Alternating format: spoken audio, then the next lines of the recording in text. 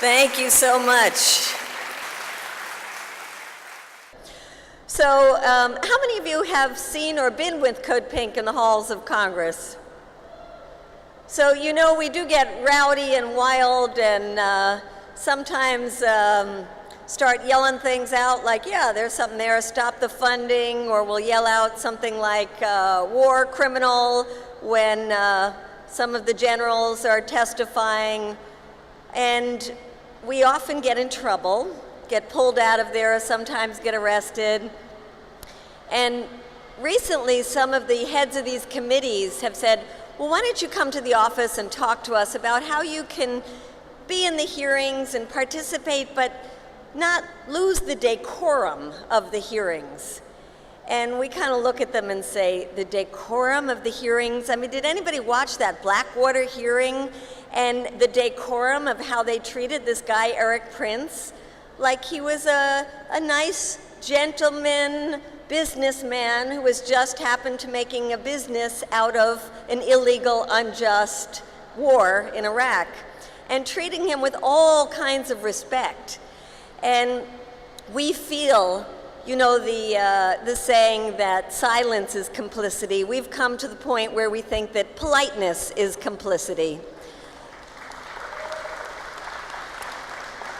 There is no decorum when it comes to trying to stop an illegal war. There's no decorum in torture. There's no decorum in Guantanamo. There's no decorum in the kind of pretense of our Congress that they are stopping a war when they keep it going. So we need to be not only vocal, but we need to be rowdy. We need to be in their faces. We need to be everywhere where we can find the people that are keeping this war going and telling them that we have had enough. And for any of you,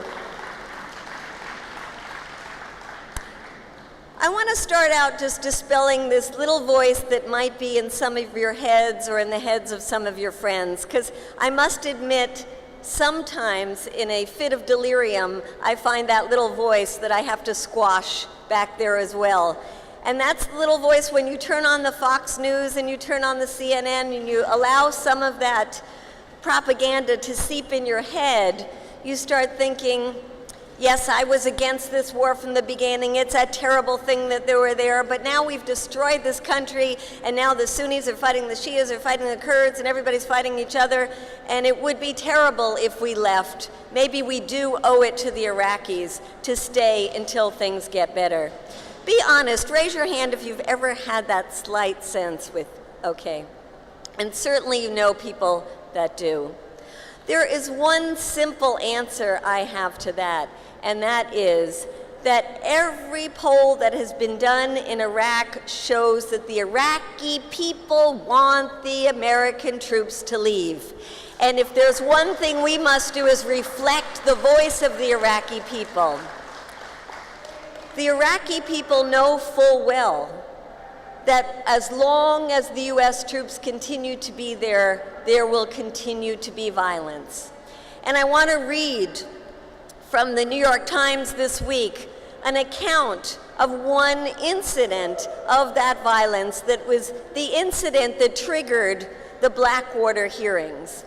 And remember that for the Iraqi people, they don't know the difference between a contractor for Blackwater and the U.S. military. They see it as one and the same thing. So this was a fatal shootout that happened on, reported in the New York Times on October 3rd, dated October 2nd. It started out as a family errand. Ahmed Hussein driving with his mother, Mohassin, to pick up their father in the hospital where he worked as a pathologist. As they approached Nisor Square at midday on September 16th, they didn't know that a convoy of armored vehicles carrying Blackwater guards with automatic rifles was approaching the intersection. Moments later, a bullet tore through Ahmad's head. He slumped forward, and the car rolled forward. His body actually accelerated the car, propelled it forward as his mother clutched him and screamed. "We tried to help him," said a witness. "We saw the left side of his head was destroyed, and his mother was crying out, 'My son, help my son.' The car with the weight of the dead body moved forward, and as a result of that, the Blackwater guards started raining down their bullets, not only on that car, but all of the surrounding cars. Ahmed's father later counted 40 bullet holes in the car. His mother, Mohsen Kadim, was also shot to death. It appears that she was shot to death as she cradled her son in her arms. Moments later, the car caught fire after the Blackwater guards fired a type of grenade into the vehicle. 2 weeks after the event that claimed their lives and the lives of 15 others and left 24 people critically wounded, her husband, Hatham Ahmed, and her younger son, Hadar, are still bewildered. "My son was very gentle, very clever. He was easy to be around," said Mr. Ahmed, looking down at the floor. "My son, he planned to be a surgeon." Then he looked at a picture of his wife. "She is a beautiful woman, he said, speaking as if she were still alive. Then he took a picture of his son that he kept on his cell phone camera. Seeming to forget there was anyone else in the room, he spoke to the video image, quote, "I am waiting to meet you in paradise, my son." This is just one incident of so many incidents, one that we happen to hear about. Imagine how that father now feels about the United States. Would you blame that father if he has since joined an insurgent group? I was also reading recently a story called The Deserter, one of the soldiers from the US who decided he could not continue to fight in the war in Iraq and so left. His name is Joshua Key. And he talked about what it was like when he prepared to go to war, when he was trained in boot camp here in the United States. He said, "Nobody once mentioned the word civilian in the same breath as Iraq when I trained to become a soldier. Iraqis, I was taught, were not civilians. They were not even human beings. We called them Hajis, Habibs, ragheads, sand niggers. We used to yell, 'Kill, kill, kill the sand niggers.' No wonder that by the time I flew overseas to war, I thought that all Muslims were terrorists and that the only solution was to kill as many Iraqis as possible." So when that little voice in your mind starts to gnaw at you and say, maybe we can help, maybe our military can be part of the solution, our military is part of the problem. It cannot be part of the solution. We must have a timetable for the withdrawal of US troops. And it is only when we have that timetable will the Iraqis, the insurgents, the people in the government begin to sit down and find a real reconciliation process. So keep that very, very clear in your own mind as we go through the next difficult months of trying to convince our Congress of what we know is right. So I want to take a look at where we stand today, because there is a lot of disillusionment in the peace movement. And what happens with that disillusionment is it plays on itself. Raise your hand if you've been to an anti-war protest. Raise your hand if there's a little voice in there that says, "Oh, another anti-war protest coming up. Do I really have to go out to another anti-war protest?" A lot of honesty in this room today. Because I tell you, I feel the same thing. I say, oh my God, another anti-war protest. September 15th, September 29th, October 27th. And there is something in us that, like, was it Einstein that says, you know, insanity is doing the same thing over and over and expecting different results? There is something in us that says, we've marched, we've vigiled, we've done all that, and they don't listen to us. Why should we do it again? You know why we should do it again? Because we have to do it again. Because this is our responsibility. Blackwater is our responsibility. The 160,000 soldiers in Iraq are our responsibility. And if we get demoralized, if we get dejected, who is going to do it then? Whether we like it or not, it is our government, and whether we like it or not, they are doing the killing in our name. And so let's take a look at what we have done.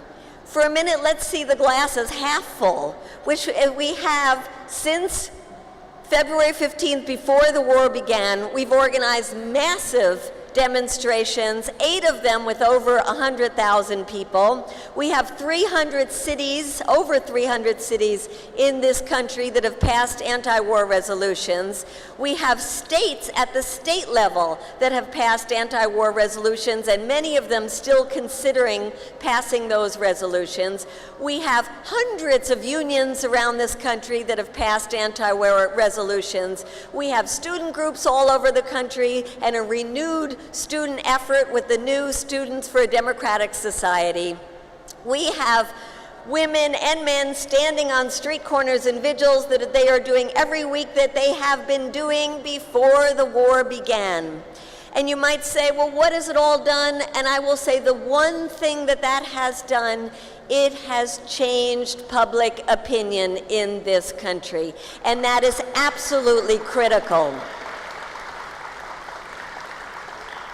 The change in public opinion is something we can't take for granted, because we are faced with this tremendous propaganda machine that we just saw marched out on September 15th when they brought General Petraeus as the salesman to resell this horrible war.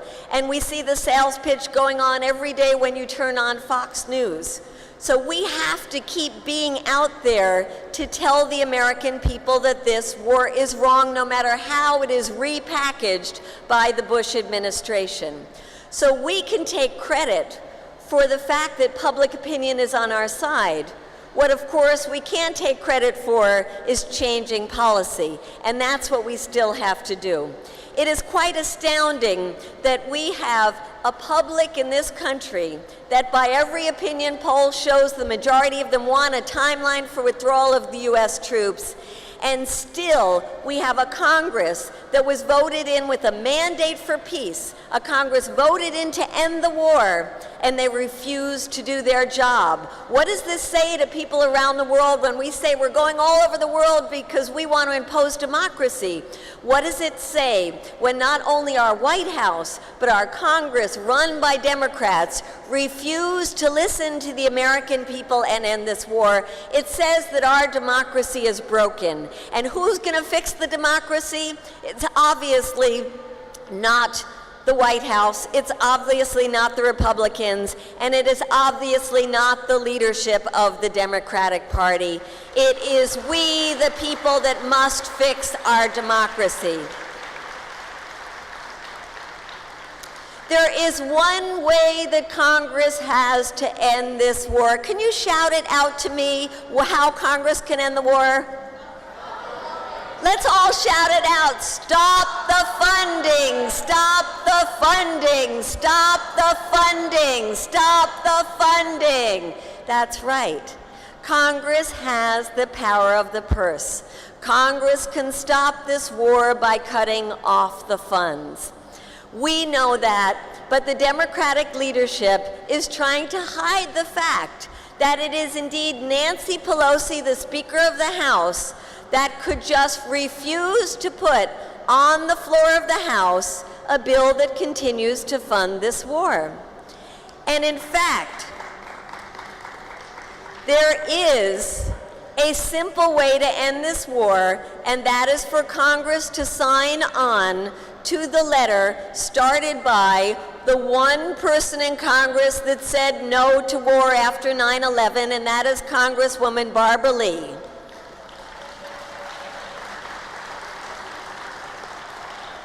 This letter that now has 82 Congresspeople signed on to it, but needs to have a majority, reads in part, "Dear Mr. President, we are writing to inform you that we will only support appropriating additional funds for U.S. military operations in Iraq for the fiscal year 2008 and beyond, only for the protection and safe redeployment of all of our troops from Iraq."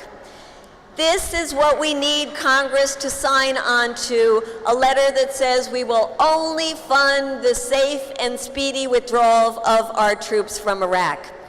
If you don't know whether your congressperson has signed on to this, we have copies of this letter here for you today with a list on the bottom of those congresspeople who have signed on to this.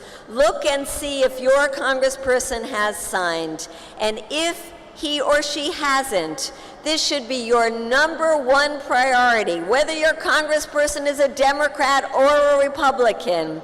Pressure them to sign on to this letter. This is the way to stop the war, which is cut off the funds. We also have another incredible task in front of us right now, and that's not only to bring our troops home Iraq, but it is to stop the next war. And you in this room are an educated crowd. You know that the drumbeat of war in Iran is beating harder and harder, that the Bush administration is gunning for another war in Iran, and we must not let them happen. Look at the propaganda that we see now about attacking Iran. First of all, this issue about nuclear weapons. Iran is in compliance with the International Energy Association in terms of its right by international law to have nuclear energy. Now, we in this room are probably against nuclear energy, whether it's in Iran or here in the United States. But let us be clear that by international law, Iran does have that right.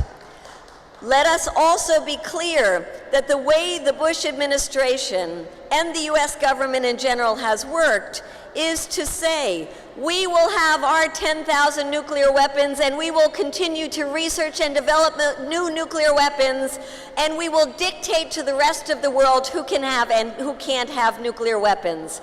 And what does that sound like to other countries?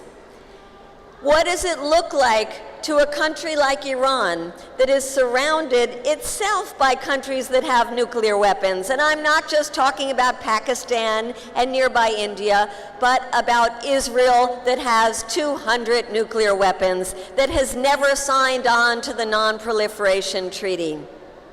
And when the United States says that we cannot allow Iran to have nuclear weapons, we must respond that we need a nuclear weapon-free Middle East, including Israel's nuclear weapons, and that we need to comply ourselves with the Non-Proliferation Treaty by disarming our own nuclear weapons. We want a world free of nuclear weapons. Also, look how Iran must feel when it looks at what happened in Iraq. The U.S. government knew full well that Saddam did not have a nuclear weapon, and in fact, that's one of the reasons why the U.S. government went ahead and invaded Iran. And look at the opposite case, the case of North Korea, where the U.S. government knew that North Korea did have a nuclear weapon, that after North Korea was put on the list of evil nations, the North Korean government felt obliged to actually test a nuclear device to let the world know that they had nuclear weapons, because that was their only assurance that the United States would not attack. And since then, the U.S. has negotiated with North Korea, and the threat of nuclear weapons in North Korea has been abated.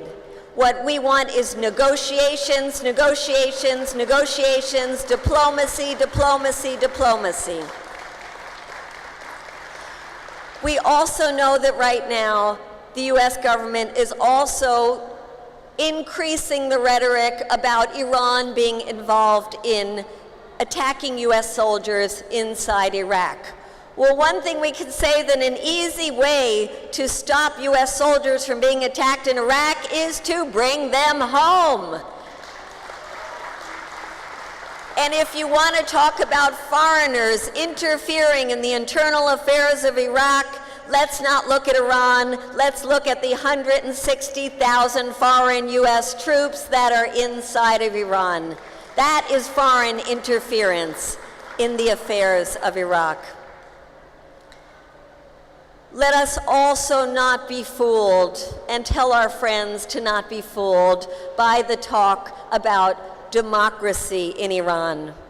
I am sure that many of us did not like a number of the things said by Mahmoud Ahmadinejad when he was here visiting. But you know what? Iranians voted for him. And there are many Iranians who don't like their government and have been working very hard to change things inside Iran. In fact, many of them have been imprisoned and continue to be for trying to change things inside their country. And I wanted to read a little piece from an essay in our book, Stop the Next War Now, from the Nobel Prize winner Shireen Ebadi, who has herself been in prison for trying to change things inside her country of Iran. She says, many people who are truly fighting for democracy and human rights face prison, intimidation, and even death. I and many other political prisoners were locked up in Iran, and unfortunately many of the writers, journalists, political and social activists, and university students who have been fighting for our rights remain in prison. I plead for their freedom, and I mourn those who have lost their lives in this struggle. But large and powerful countries should not attack other countries on the pretext of bringing democracy and human rights.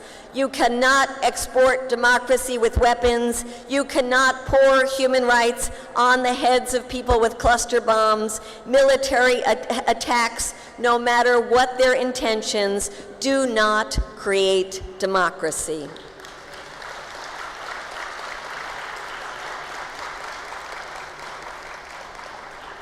We have to create a grassroots uprising against a war with Iran. And I want to give some ideas that we, as Code Pink and Global Exchange and other groups, have come up with. One is, how many of you live in Washington, D.C.? Well, for those of you in Washington, D.C., wouldn't it be wonderful if Washington, D.C. were the first big city to pass a resolution that said we want peace with Iran? Clap for that. Don't you want that to happen? So we have gone to every member of the city council and talked with the mayor about passing such a resolution. We have had a positive response, and all we need now is the grassroots backing for this to happen. So if any of you are interested in making Washington, D.C. the first major city to say no to war with Iran, please see, maybe Jess and Leslie, you can stand up because you stand out with your crowns and your pink hat. Please see these two wonderful people here after the session. And while Leslie is standing, I do want to say something else about her because of your incredible commitment. Leslie and Jess went on one of our Global Exchange trips to Iran. And you know, it is possible to go to Iran.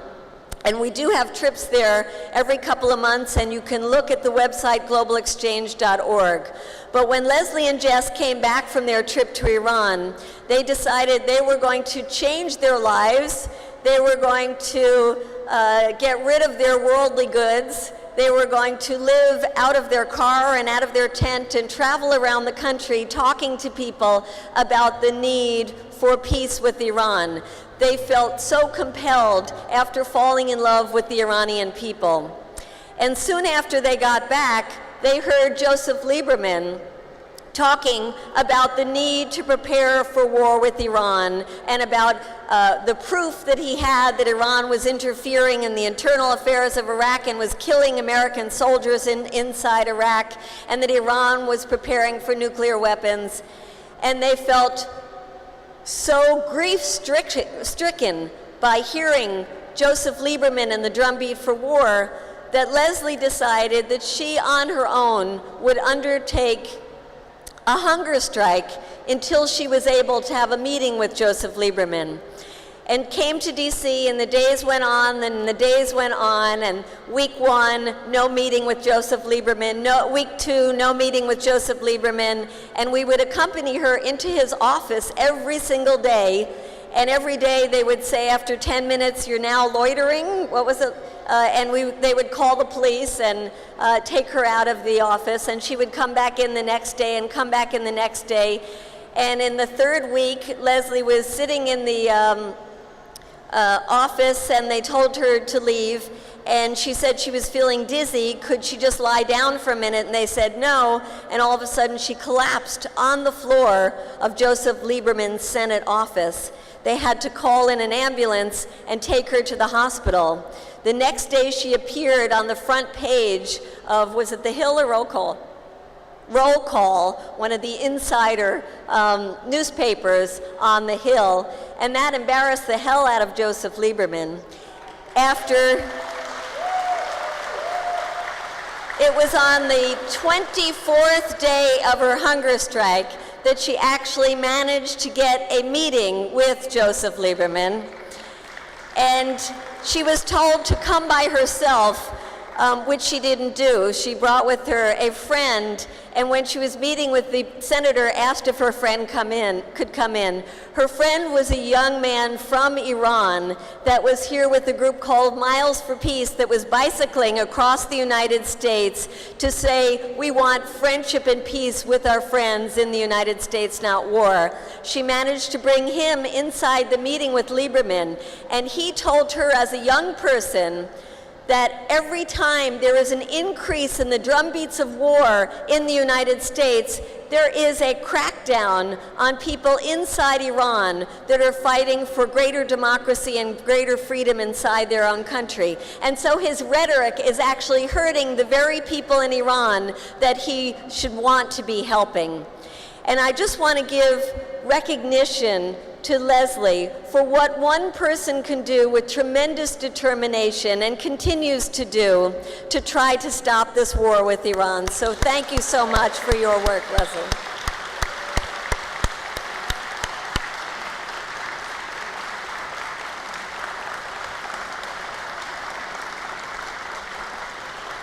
Because when it comes down to how we're going to stop the next war, and you know, I tricked you all with the title of this, saying that there was a new strategy for stopping the war. The new strategy is really the old strategy, which is personal commitment.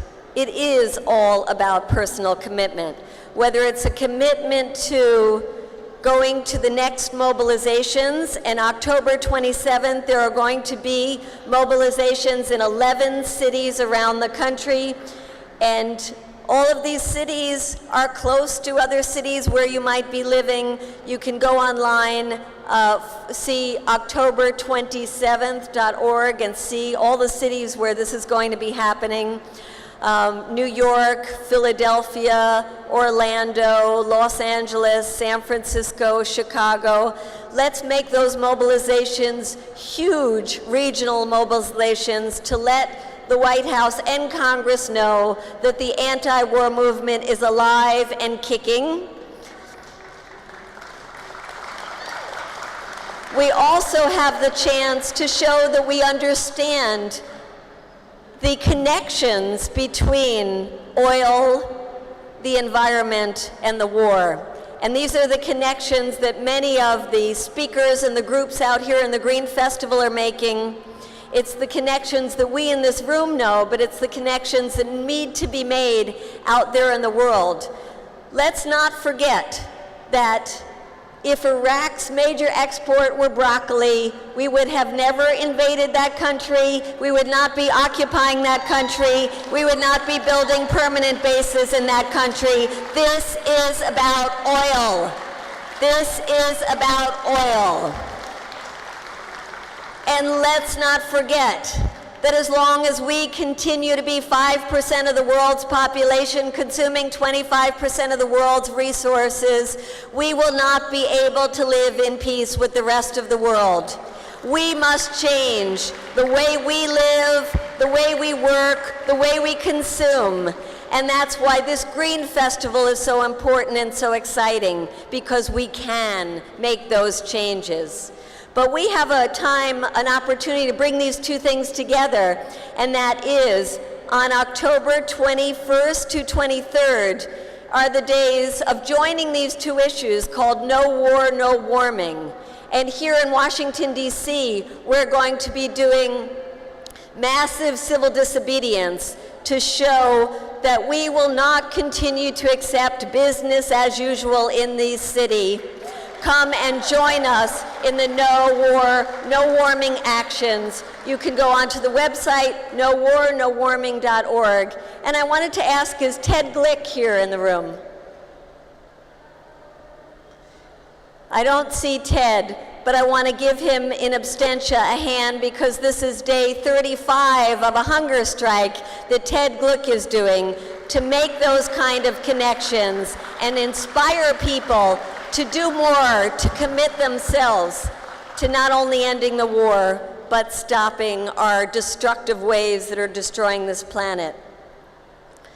I want to use the remainder of my time to really talk about commitment.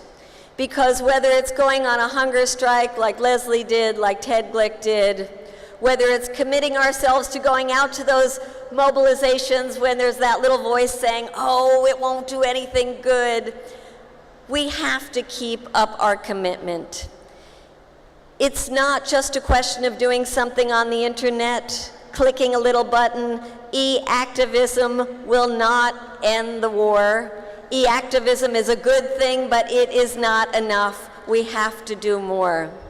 And we have to take our inspiration from those people in our traditions in this country that have made the changes that make our country beautiful. Traditions like nonviolent civil disobedience. And I know that when I engage in acts of nonviolent civil disobedience, I do it building on the tradition of the civil rights movement, the tradition of the suffragettes movement, the tradition of the gay rights movement, the traditions of those movements that have been so successful in making change. And it really will be a committed social movement that is willing to take those kind of risks, that is going to change the foreign policy in this country. Some of you might know that recently I traveled to Canada, or I tried to travel to Canada. Just last week, Ann Wright, who is herself an amazing person, a retired colonel in the U.S. military, a former State Department diplomat that resigned when the U.S. government invaded Iraq and has now been an incredible part of the peace movement. Ann Wright and myself were invited to Toronto to speak with the Stop the War Coalition there. And when we got to the border on Buffalo, the Buffalo side, we tried to cross what is called the Rainbow Bridge, and we were stopped by the Canadian Border Guards. It turns out that they are using an FBI database, and it turns out that the FBI database that was originally intended to be used for hardened criminals, sex offenders, fugitives, people engaged in terrorist activities, that FBI database is now including nonviolent offenses of people who have engaged in acts of nonviolent civil disobedience against the war in Iraq. And so when we got to the border, they printed out our file on this FBI database. And on my file, it had that I was arrested in front of the White House, protesting the war, that I was arrested in Congress, and that I was arrested in the United Nations trying to hand in petitions signed by women all over the world saying no to war. Anne Wright had similar, quote, offenses for which she was fined, in her cases, $50 fines for what were considered minor misdemeanors. Because of those offenses, we are on this FBI database, and because of that, the Canadian government said that we were inadmissible into Canada. We were turned away at the border, and since then, in this past few days, this has become quite a scandal inside of Canada, as well it should be. Because think about it, if Canada is indeed saying that anybody, which is what they're saying, who has been convicted of a criminal offense, no matter how small, even a minor misdemeanor, is not allowed into Canada, think of who they would be excluding. If Dr. King were still alive, Martin Luther King would not be allowed into Canada, Rosa Parks would never be allowed into Canada. And certainly, the people in Congress who last year got arrested in front of the Sudanese embassy protesting genocide in Darfur would not be allowed into Canada. That includes Tom Lantos, himself a Holocaust survivor. That includes Barbara Lee, the only congresswoman who said no to war, and includes 12 other members of the Black Congressional Caucus. If indeed Canada does not let anybody in for minor offenses, that would mean that the 1,800 people who got arrested at the Republican National Convention, many of them swept up in a massive police arrest of people who were doing absolutely nothing, would not be allowed into Canada. And I was thinking yesterday, when Amy Goodman was here and was talking about this incident, I remembered that Amy Goodman was arrested by mistake with us in front of the White House, which means that Amy Goodman would not be allowed into Canada. And I also was thinking of the people that I have been arrested with in the past, one of them being Martin Sheen, the president from West Wing. Do you know that Martin Sheen has been arrested about 70 different times? Martin Sheen has been protesting, starting back in the days of his friendship with Cesar Chavez. He's been arrested around issues trying to get shelters for the homeless in this country, trying to get living wages for poor farm workers. He's been arrested in his work to stop nuclear energy. He's been arrested, I was arrested with him at the Vandenberg Air Force Base against Star Wars. And I remember a quote that I looked up by Martin Sheen that said that nonviolent civil disobedience for him was a way to test his commitment, for himself to show how deeply committed he was. And he said that he didn't know if his actions actually changed governments, but he knew that his actions changed himself. He knew when he did these things, he felt that it was the right thing to be doing. It felt that it gave him spiritual depth.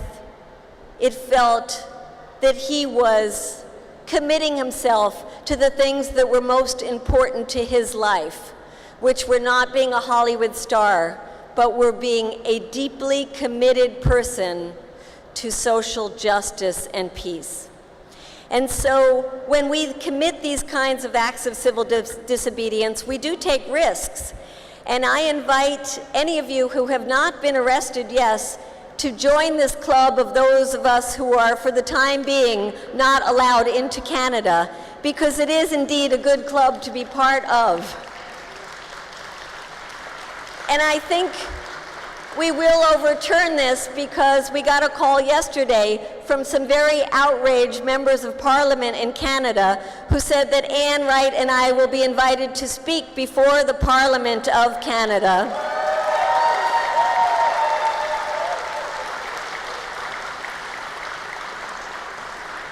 And we will bring with us a list of all the people who, by these rules, should not be allowed into this country, to shame them into stop using an FBI database as their criteria for who should come into the country.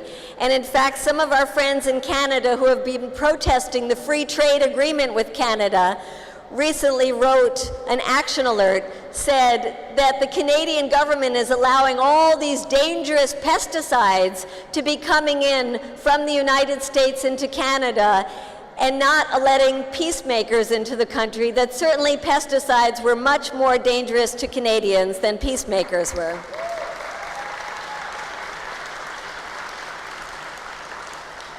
I want to invite you also to join with us in Congress as we go there every day to show our determination to end this war and stop one with Iran. We have a Code Pink house here in Washington, D.C. right now. We have potlucks every Wednesday night that we invite you to come and join us. But you can join us every single day. Just call us at the house, ask what the schedule is, and come with us. We must be that visual daily presence in the halls of Congress. And you'd be surprised how afraid many of the Congress people are of these men and women dressed in pink. We walk into the offices of Hillary Clinton and ask to meet with her chief of staff, and there is her chief of staff. We walk into the office of Carl Levin and asked to meet with the chief of staff, and there is the chief of staff. They are afraid of us because they know we represent the majority of public opinion in this country. And I want to end with a quote by Alice Walker. And Alice Walker is one of the people who got arrested with us standing in front of the White House. And I end with this because it's not about being depressed and disgusted and disillusioned. When you are committed and engaged, it gives you a sense of empowerment. It really makes you feel that you are not only doing the right thing, but that you can be effective. I was arrested, she said before. I was arrested protesting apartheid in South Africa, arrested protesting the war in Central America, but this time felt different. This time felt that all the information is in. If our species does not outgrow its tendency to fight wars, we can kiss all we have created, including ourselves and our children, goodbye. Standing there in front of the White House with 24 other beautiful women, I felt the sweet of all feelings, peace. The police began to gather their horses, their paddy wagons, their plastic handcuffs, and what did we do? We sang. Being women, we noticed and made much of the fact that a rainbow appeared suddenly in the sky. The arrest went smoothly. They put us in the paddy wagons, and we sang. We sang in the holding cell. We recited poetry to each other. We told stories of our lives. And all the while, there was this sweetness. Even though the floor of the cell was cold, we had nothing to eat, the toilet wouldn't flush, I found Fannie Lou Hamer's voice coming out of my throat and led our cell in singing This Little Light of Mine. I realized that at the root of the peace cradling me were not only ancestors like Einstein, but Martin Luther King. I had followed him faithfully since I was in my teens. His fearless, persistent struggle mesmerized me. Perfect love casts out fear. That is what he had, and that is ultimately what we in our sea of pink symbolized. We were women and children who loved ourselves in the form of Iraqi women and children. We knew that to love ourselves as humans meant to love ourselves as all humans. We understood that whatever we did to stop war, we did not for the other, but for the collective us. So let us remember, as we go out in the world, redoubling our commitment to change our government's policies, that we will never be safe in the world if we rain the world with bombs and bullets. We will never make friends by making people around the world fear us. We must make people around the world love us. It is through love, compassion, generosity, and kindness that we will be safe at home and make the world a much safer place to live in. Thank you very much.